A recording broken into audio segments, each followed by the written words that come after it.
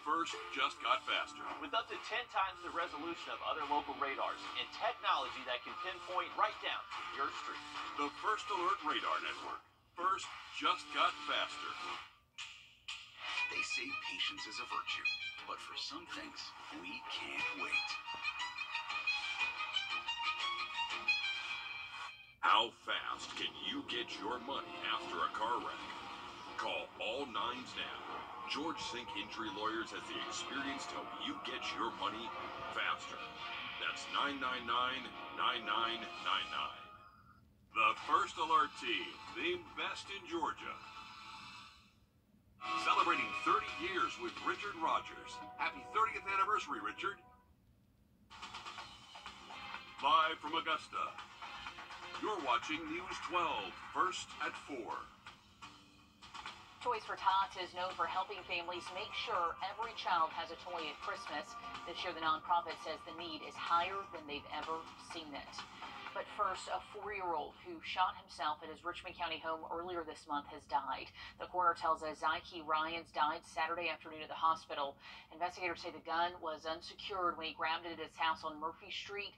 35-year-old Brittany Ryans was arrested when that happened and charged with cruelty to children in the second degree, but she's now charged with second-degree murder. They bumped those charges up. Investigators are still searching for Ladarian Ryans, who is also wanted for second-degree murder. The public began honoring the life of former First Lady Rosalind Carter today with several events in her memory. Skylar Hill tells us how special the former First Lady was to so many. Past and present members of the Carter's Secret Service detail carried Rosalind Carter's casket and flanked the hearse as it left a medical center near Plains, Georgia. Family members followed to the Georgia Southwestern State University Health and Human Sciences complex named for Mrs. Carter. They laid twin wreaths in her honor, and crowds gathered to watch the motorcade go by.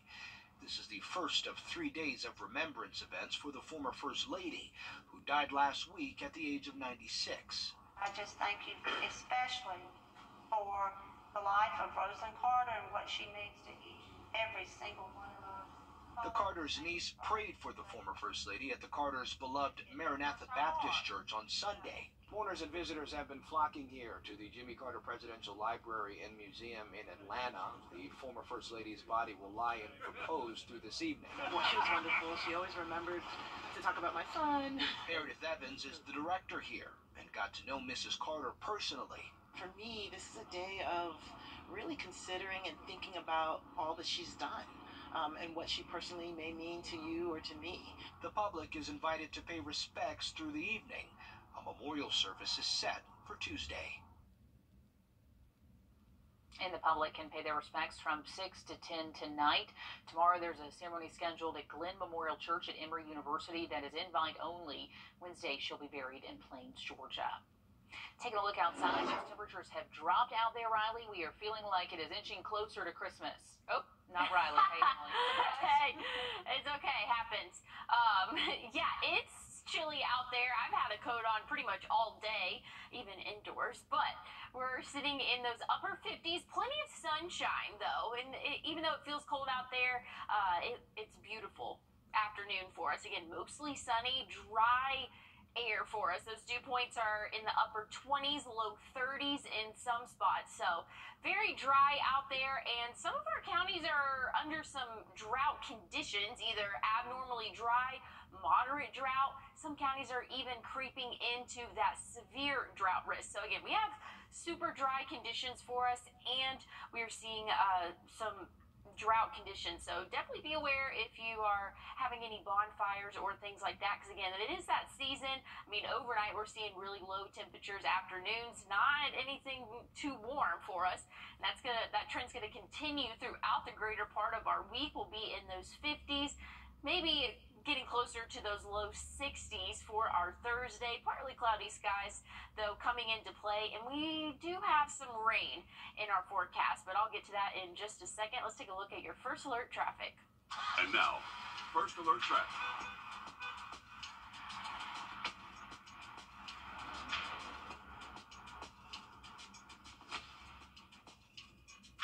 Here's a look right now at I-20 here.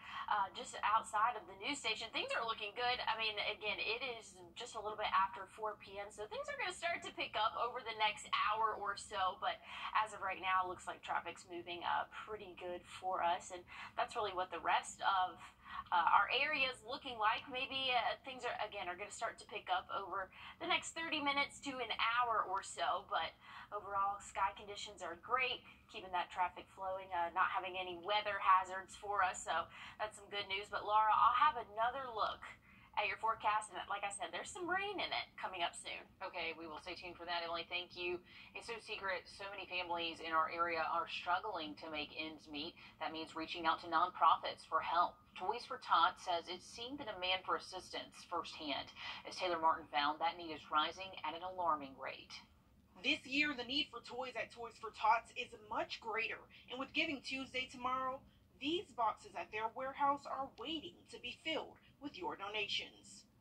This year, 1,299 families applied for toys. Since 2020, the number of applications has nearly tripled. In 2021, 784 families applied, and last year, 957 families applied. Augusta coordinator Ann Wood says this time last year, their warehouse was nowhere near as empty as it is today. With only 3 weeks left until the donation deadline, it's crunch time, and she's hanging on to faith that the community will come together to fill these empty boxes with toys. Donations are coming in very slow. We need more donations. Even this year, we need 3 to 5. And normally there's an overflow of an abundance of that. All new on News 12 at 6 o'clock, we'll be breaking down where and how you can donate. Reporting in Augusta, Taylor Martin on your side. We now know the name of a 6-year-old Orangeburg, South Carolina boy who died after a hunting accident Friday morning. The coroner says 6-year-old Avery Davis died after being shot in the head during the hunting accident. Avery's father confirmed his death Saturday. Details surrounding the shooting are still unknown. Avery's father posted on Facebook saying Avery was the toughest fisherman, outdoorsman, and athlete he's ever known. He asked for the community's continued prayers. SLED is in the middle of an investigation involving the Aiken County Sheriff's Office and a suspect who was shot. Happened in Sally yesterday morning. Deputies say they were called to Depot Avenue Northeast around 10 in the morning to investigate an armed suspect after a caller said he came to her home and left. Deputies found him and say he refused to put down a shotgun and walked away. They say he put it down later, but then placed a hand behind his back and continued to refuse commands. After getting hit with a beanbag round, investigators say the suspect pointed a handgun at them and fired. That's when deputies fired back. The suspect was listed as stable, but no one else was injured. Republican candidate for president. It's a holiday staple for some. Well, you don't know if they're out there, but we've heard there are fans of fruitcake, so stick around. We're going to take you inside a Southern fruitcake company where they're cranking out thousands to send all around the U.S. Well, we've had a great start to our work week, and those conditions will continue, but rain is in the forecast, and I'll let you know about that coming up soon. As the colder winter months start to set in, so does the increased need for homeless resources and round-the-clock shelters. All new on News 12 at 6 o'clock. We're checking in with organizers on where they feel the progress has been made with the Homeless Task Force plan that was approved 2 years ago by Augusta leaders. Kids and Teens Holiday Sale and Cyber Monday. It's a Goldilocks experience. Some heating and air conditioning contractor prices are too high. There's an extra charge for everything. Some advertised prices are too low. You know, like not real. Contact Styles Heating and Cooling, the company that is just right. Styles has been keeping area homeowners comfortable for more than 50 years. You can't trust just anyone with a truck. Styles repairs it right the first time and replaces only what can't be repaired. See us on the web at stylesair.com. 'Tis the season to put a smile on a child's face. It's the Marine Corps Toys for Tots Drive, and News 12 is proud to be an official drop-off location. Drop off a new unwrapped toy at our studios during normal business hours. Make a child's holiday brighter with News 12 and Toys for Tots. Taking a look outside, we are looking at our first alert forecast, and those temperatures have really come down, Emily. Yeah, definitely a colder afternoon for us. Yesterday, we only made it into those middle 40s, so things were pretty cold. We warmed up into those middle 50s this afternoon. Plenty of sunshine, though. Drastic difference from our Sunday, but things are going to cool off significantly overnight tonight. We can expect to see lows in those 30s, so things are getting cold out there for us. But hey, we're about to approach December. I personally am ready for it. But the good news is, to combat the cold, or at least go with it, we're going to see sunny sky conditions for the greater part of our work week. Again, it is going to be a little bit more below average than normal, but rain will be returning by the end of the week, so be sure to enjoy these good sky conditions while we have it. Here's a look at the national temperature. Kind of wanted to put it in perspective. We're all dealing with the cold, but hey, like I said, we're approaching December, so we're welcoming it, excluding Miami, sitting at 80 right now, but it's 57 here in the CSRA. Memphis sitting at 49, and then, of course, further north you go, things are getting pretty cold up there as well. Dry conditions for us. Again, those dew points are low. Definitely chapstick weather, a little static too, as well, whenever you're getting the clothes out of the dryer, things like that. I don't know if anybody else notices that. Really, chapstick, that's the big key for the next several days. But rain is in the future, expected as early as Friday, lasting throughout the day, throughout the afternoon and overnight Friday, coming in Saturday again, lasting throughout the evening, overnight Saturday, and throughout the day Sunday. So we're looking like a very wet weekend for us. I would almost say a washout for, again, the end of our week. But we're roughly 5 days away, so fingers crossed that things change, but models have been pretty consistent as of lately with that. So just be aware, hey, if you have weekend plans, hopefully you have a backup plan to be indoors. But again, great weather conditions for the middle of our week. Tomorrow we'll warm up into those lower 50s, and we'll cool off into those 30s, and possibly even, well, actually we will see those 20s to start off our Wednesday morning. Definitely going to need to have that winter coat, maybe even a hat. I mean, we're talking 20s. It's going to be cold for us. By Wednesday afternoon, we'll see those 50s again. Plenty of sunshine for our afternoon hours, but things change once we get into Thursday. Partly cloudy, and then the rain comes into play as early as, well, it will be here Friday, lasting throughout the weekend, and it's kind of trending to be a little bit wet for next Monday, but temperatures will be a little bit warmer in those upper 60s, but you're really not going to be able to enjoy it too much because, again, it's going to be raining for us, Laura. All right, thanks, Emily. A North Carolina factory is proof that holiday fruitcakes are in high demand. Brian Stevenson is taking you inside Southern Supreme Fruitcake Company, where they've been cranking out cakes for close to 4 decades. On a country road in the middle of nowhere is a sight you have to see to believe. 5 commercial kitchens cranking out fruitcake and every other sweet Christmas confection you can imagine. This is Southern Supreme Fruitcake Company. It's been here since 1984. That's nearly 40 years of selling fruitcake. But Wrdw Scott was making fruitcake long before it became a business. A hairdresser by trade, she would make it every year at the holidays for her customers. And they kept telling her that she needed to just quit fixing hair and start trying to sell this fruitcake. So the beautician became a baker, and the rest, as they say, is history. The first year, she sold 700 or 800 pounds of fruitcake. Today, this year we'll probably make somewhere around 210 to 220,000 pounds of fruitcake. That's a lot of fruitcake. Wrdw's entire family left their jobs to help run the business. Her husband Hoyt was a big part too until he passed. This time of year, they fire up the kitchens at 4:30 a.m. to start mixing all of the ingredients to make that famous fruitcake recipe. One batch weighs 300 pounds. Fruits, nuts, and more nuts are all blended together before heading to the oven. Then when the cake is completely done, then we just dump it all out into what we call a weighing pan.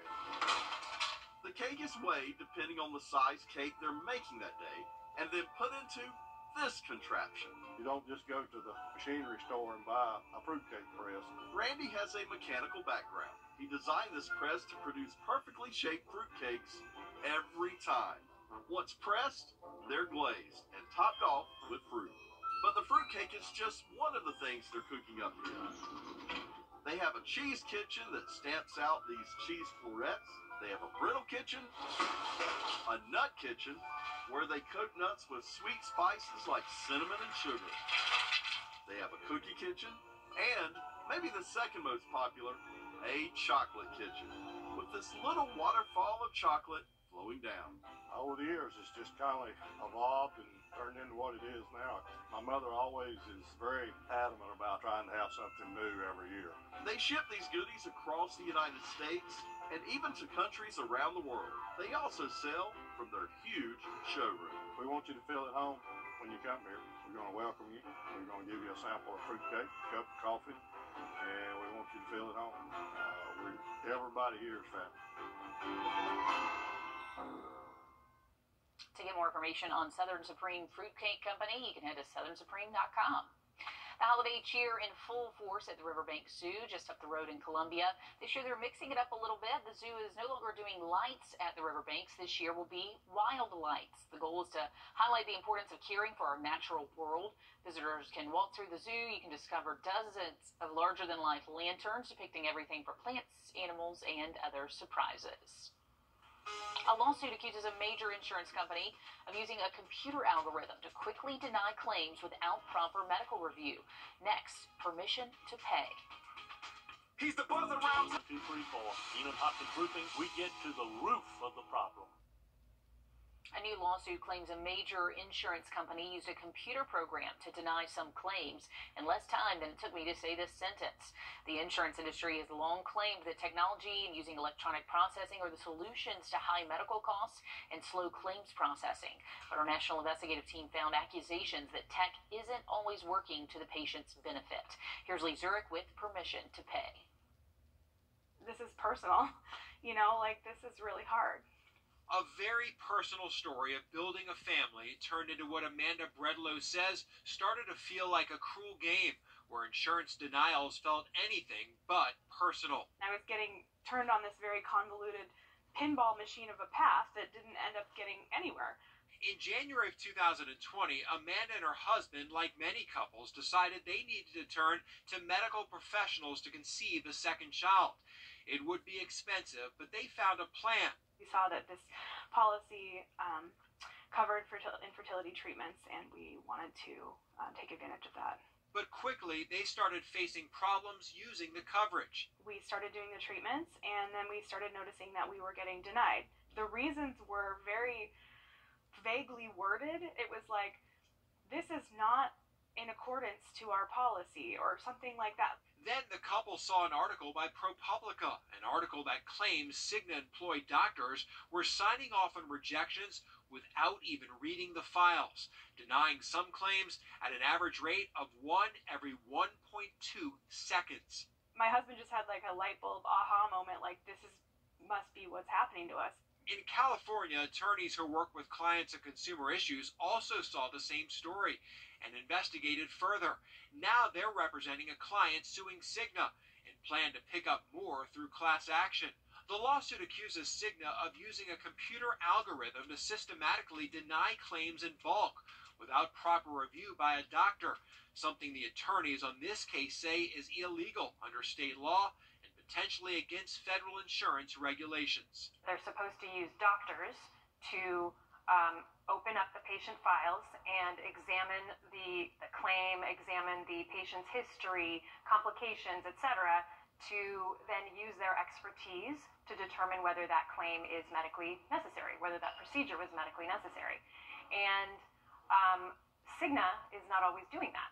Instead, attorneys explained to us there's a system called Procedure to Diagnosis, PXDX. It's a computer program that matches patient procedures with a diagnosis code. If the two don't match what the policy considers medically necessary, the computer denies the claim. And attorneys claim a doctor just rubber stamps that denial without a real review.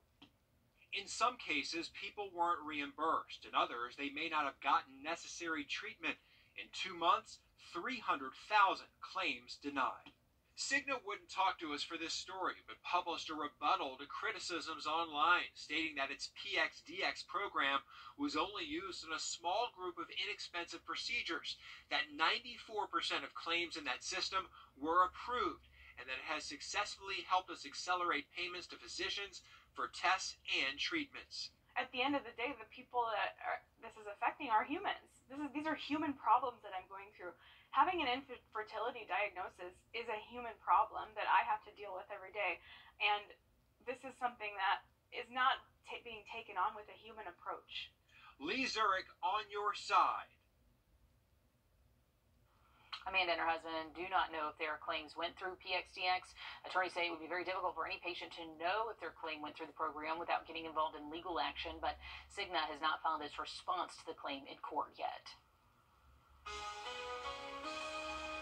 Well, sunny conditions will continue for the first half of our work week, but rain is in the forecast. I'll have one more check on that coming up.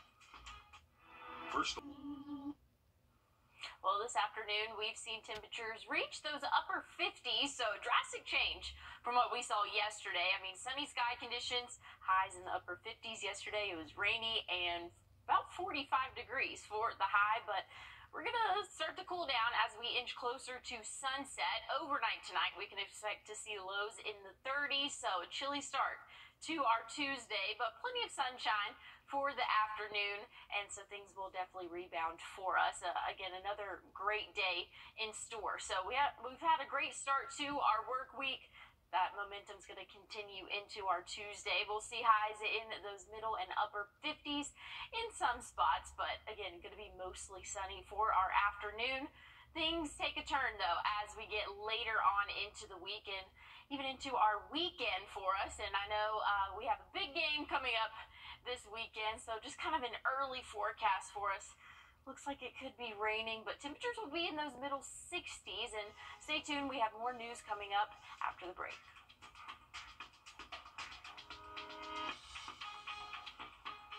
Hardy's newest handcrafted. You're watching News 12, first at 4. Continues. Another shooting at a Walmart in Aiken. One person was injured yesterday outside of the Whiskey Road Walmart. It's the same Walmart where 13-year-old Ashton Reichard was shot in June. Yesterday's shooting was in a very busy parking lot. Hallie Turner joining us live in the newsroom. So, Hallie, you spoke with people who are fuming over these seemingly random shootings. They are. The city of Aiken considers itself to be a place to retire, but these recent shootings are upsetting that sense of security. The call of shots fired at this Walmart came in Sunday at 4:35 in the afternoon. Investigators say someone fired shots at the vehicle and then left before officers could get there. It happened just 30 minutes after this anonymous mother walked out of the front doors of the store with her 2 children under the age of 4. She says this shooting is just the latest example. A couple months ago at Wrdw, there was a shooting too. So we're already in a place in Aiken with limited resources for our kids. The only places to take our kids in Aiken is a park or a grocery store or a mattress store or a car wash. I mean, when is Aiken going to start putting things for kids to do and for families to go safely? And coming up all new tonight on News 12 at 6 o'clock, we're hearing more from people who say you shouldn't have to fear for your life on a trip to the store. Okay, thanks, Hallie. We know you'll stay on top of this for us. Going to give you a live look at Grovetown at I-20 now as we take a peek outside where it's looking pretty nice. Still a lot of traffic as I feel like a few of those holiday travelers are still straggling back home. But we want to go to First Alert meteorologist Emily Acton, who says we're expected to see some cold temperatures ahead. Yeah, Laura, yesterday was cold and rainy. Today, a little bit better. We've seen those upper 50s for our afternoon. Plenty of sunshine, so that's definitely helped it feel at least a little bit better out there. But again, the colder air is on the way and dry air as well. Definitely want to point out those dew points. That's kind of how we measure, or that is how we measure humidity levels. So it's not feeling muggy out there. It's very dry, crisp air, easy for those fires to spread and get out of hand. Chapstick weather, you name it. Again, that's what we're seeing right now. And looking at the drought monitor, some of our counties are under a severe drought for us. And again, most of the southeast is seeing some sort of drought conditions. So there's a little bit of a break where they are seeing or saw an influx of rainfall. That's really where those showers have been starting to build up over the past couple of systems. But again, it's going to be dry and sunny for the most part of our work week. Cold overnight, but afternoon's going to see plenty of sunshine, and we'll see the rain by the end of the week and into the weekend. But I want to take a look right now at First Alert traffic. And now, First Alert traffic. Here's a look right now at I-20 just outside of the station here. A little bit of traffic starting to build up as we just passed 4:30. So things are, again, starting to pick up for your evening commute. Maybe some holiday travelers are still on the roadways there. But taking a look at Grovetown, not looking bad at all. Normally we're seeing this backed up along the interstate, but again, at the moment, things are looking pretty good. Some construction going on or continuing for us, but I'll have another look at your forecast coming up later in the show, Laura. Okay, thanks, Emily. 2 more teens have been arrested in the shooting death of a Thompson 14-year-old earlier this month. The GBI says 15-year-old Rashawn Coleman and 14-year-old Wrdw Coleman, both from Valdosta, were arrested Friday and charged with felony murder, aggravated assault, and gang charges. They're being held at the Thomasville Youth Detention Center. The victim, 14-year-old Jonathan Johnson, died November 14th after he was shot on Anderson Avenue.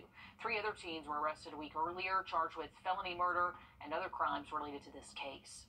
A White House official confirms Israel and Hamas convicted killer Alec Murdaugh will be back in the courtroom this week for sentencing in his financial crimes trial. That's set for tomorrow at 10 a.m. Murdaugh pleaded guilty to several of his 100 state financial crime charges more than a week ago. The agreement, which the judge still has to agree to, would see Murdaugh sentenced to 27 years in state prison. Murdaugh was indicted for taking $8 million in legal settlements from clients. He's already serving 2 life sentences for murders of his wife and son. The city of Johnston kicking off the Christmas season with its tree lighting. You're taking a look here at what time everything is happening. 5 to 7, downtown municipal parking lot is where you can head for that. There's still time to get there, and the fun goes until 7. There'll be musical performances by area church choirs, food, crafts, even Santa making an appearance.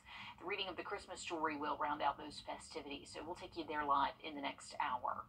The city of Grovetown also getting into the Christmas spirit. They're hosting the Rock and Roll Christmas Parade this Saturday. These are some pictures from last year's parade. The parade marks 49 years strong this year. The city says each year more people line up to watch the floats go by. So if you're one of them, the parade route starts at 10 a.m. on Horizon South Parkway. Then it turns right onto Wrightsboro Road to Grovetown Middle. Later that afternoon and evening, from 5 to 9, we'll be holding our annual Christmas Festival, which is going to have a bunch of live entertainment, train rides, our ceremonial Christmas tree lighting. It's going to be a really wonderful time. Grovetown's Christmas Festival will be at Liberty Park on Newmantown Road. Other parades happening across the area. North Augusta holding its Christmas parade December 3rd at 3 p.m. in downtown North Augusta. The city of Aiken holding their parade the same day in downtown Aiken. It kicks off at 2. Columbia County also on the 3rd. And your family will want to be at Evanstown Center Park by 3 to catch the start of that parade. City of Augusta's is on the 9th, starting at Green and Telfair Street. That starts at 1 p.m. It's a team effort to make sure students in South Carolina County have everything they need for education after high school, how they're encouraging them after the break. If you have dinner plans this evening, might be a little bit too cold out there to take them outdoors, but if you want to, definitely need a jacket for us. We're going to see lows in the 30s overnight tonight. Herbal Essences is packed with naturally derived plant ingredients you love, and none of the stuff you don't. Our sulfate-free collections smell incredible and leave your hair touchably soft and smooth. Herbal Essences. As we take a look outside this afternoon, we are looking at those temperatures to start dropping even further, Emily. Yeah, definitely going to be a cold night in store for us. We're going to see lows in the 30s, and once it's all said and done, by the end of the week, we'll see the low 20s for, again, some of those overnight lows. So definitely coat weather for us as the week goes on. Again, overnight, we're going to see those low 30s. Things are starting to cool off as we speak, as we inch closer to sunset, which is at 5:21.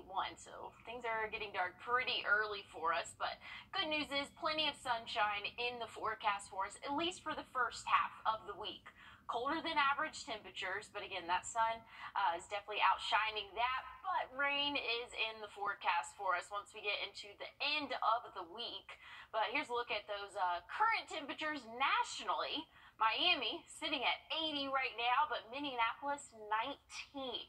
So drastic difference there. Us here in the CSRA, really the Southeast, we're in those upper 50s. Memphis, though, sitting at 49. So you can really see where that cold front is, and that's going to continue to move into our area. And we're going to see, again, overnight lows in the 20s before the week is over. Dry conditions continue, so chapstick weather. Been saying that a lot for us because, again, it's very that dry, crisp air, not the best time for bonfires, even though it is chilly outside. Those fires can spread a little bit quicker, but rain is on the way for us. We have some drought conditions for some of our counties. Hopefully this will help alleviate a lot of that. So as early as Friday, seeing widespread heavy rainfall, maybe a little bit of a break early Saturday morning, and that's maybe. Then we're going to see widespread heavy rainfall throughout the evening. So if you're traveling to the SEC Championship, definitely expect wet conditions for your traveling there.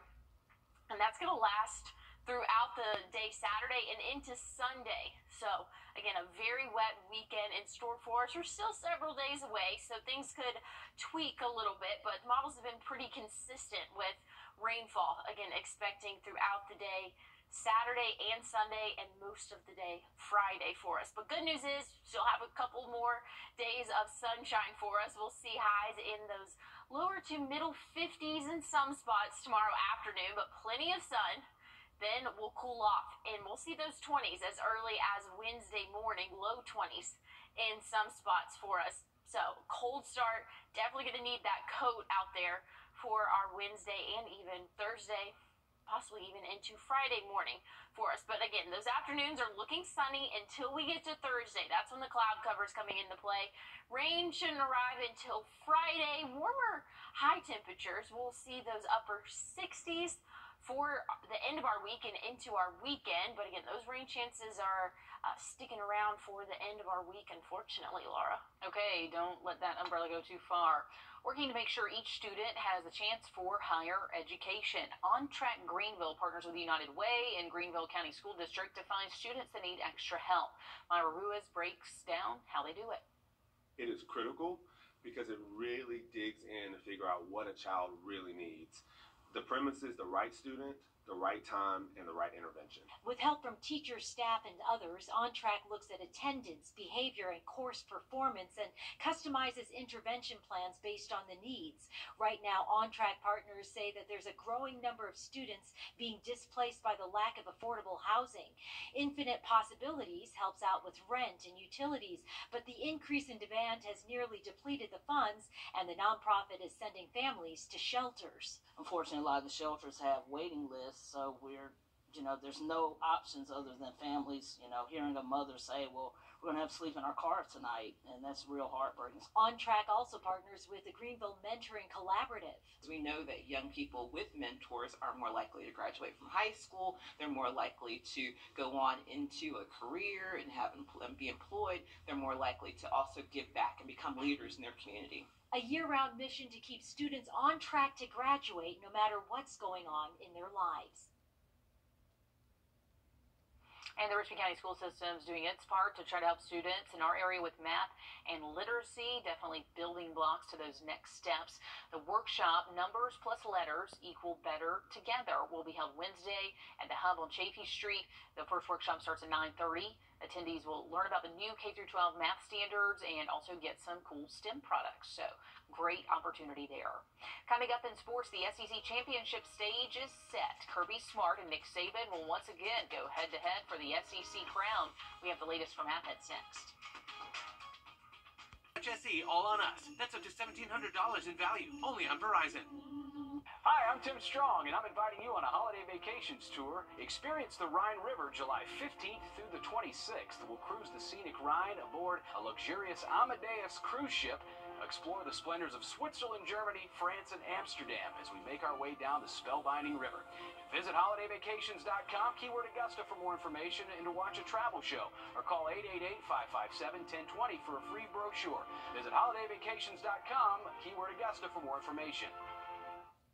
If you're looking for ways to save money and be financially responsible this holiday season, consumer investigator Rachel DePompa has you covered. In this Watching Your Wallet, she talks with an expert about 3 ways to keep your holiday cheer in check with your wallet. The holidays are around the corner, and we all want to enjoy our time with family. But many of us may also need to be mindful of our spending.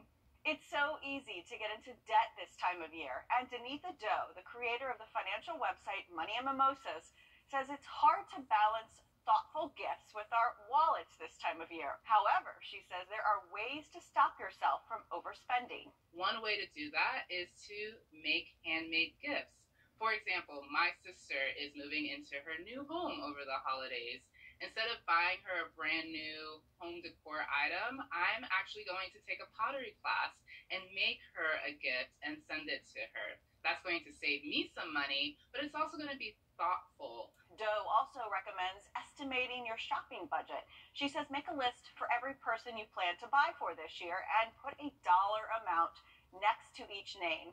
It's also okay to not buy as many gifts this year and limit your list. One more tip to save money during the holiday season is to rent an outfit for all of those holiday parties. You can check out Rent the Runway or Le Totes. They have beautiful, fashionable items where you can still feel glamorous, but you can do so without breaking the bank. You could also do a Secret Santa or White Elephant tradition this year where a group of you buys presents for each other. That way, each person in the group only has to buy one gift for one person. It helps you have holiday fun while also saving money. With this, Watching Your Wallet, I'm Rachel DePompa. A movie that happens at an iconic nearby landmark is out now. A Biltmore Christmas premiered last night. The movie jumps back and forth between today and the 40s, and the storyline happens at the home, so there are nods to its history throughout the movie. We're hearing from one of the stars of the movie, Bethany Lentz and Chase Pickering, who works at the Biltmore and is a member of the family. First of all, filming in a location like this is a once-in-a-lifetime opportunity, so I think that is singular and makes it unlike anything I've ever done before. But also, I don't think I've ever done time travel before. Even though it is a fictional storyline, we did want to bring in some nods to our history. For example, the hourglass that you see here plays a central role in the film. It's actually inspired by an original hourglass in our collection that is on display in Mr. Vanderbilt's room. A Biltmore Christmas will be rerunning all season long on the Hallmark Channel. It's about that time of year. This Saturday, Georgia and Alabama will once again meet up in the SEC Championship. It's the 3rd time these two have met, but possibly the most important one. We'll see, Alyssa. How are they looking? Yeah, this is what we're going to go ahead and call an unofficial playoff game. It's kind of what we saw this past weekend with Michigan and Ohio State.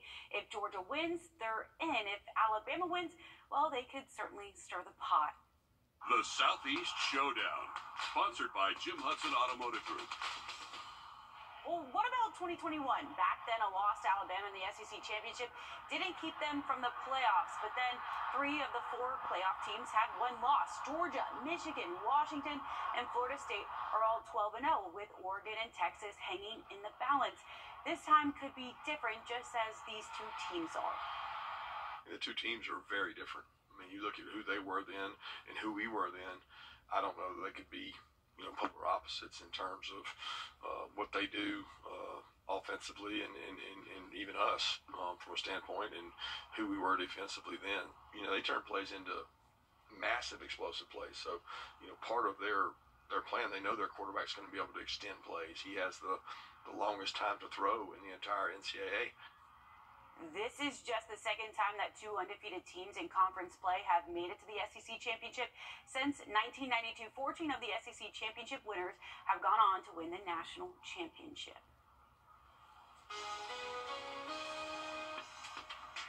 Well, great conditions are expected to continue for the first half of our work week, but rain is in the forecast. I'll let you know when, coming up. And still to come, an unusual suspect in one Georgia county gets nabbed by law enforcement. How it all went down after the break. Furniture. Each year, thousands of children pass through the doors of Children's Hospital in Georgia needing help only they can provide. And each year, Children's Hospital treats every child regardless of the family's ability to pay. It's a daunting task they can't do without your help. Join iHeartMedia Augusta News 12 for the 23rd Annual Cares for Kids Radiothon, December 7th through the 9th. It's 3 days of healing, hope, and raising funds to provide the best care for our children. Just head to caresforkidsradiothon.com. Help us make miracles happen. A police sergeant in Georgia managed to nab an escapee who was just hopping around Friday. The Gilmore County Sheriff's Office shared this picture of the sergeant with the suspect in question on social media. It's a 3-foot-tall kangaroo named Stevie. The sheriff...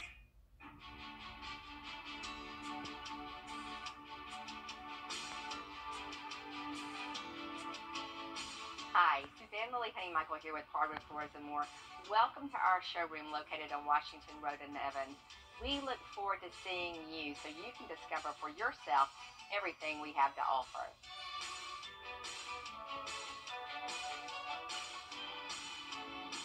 Hardwood Floors and More. So much more in store for you. Even the lowest prices, visit us at Davis Appliance and Furniture.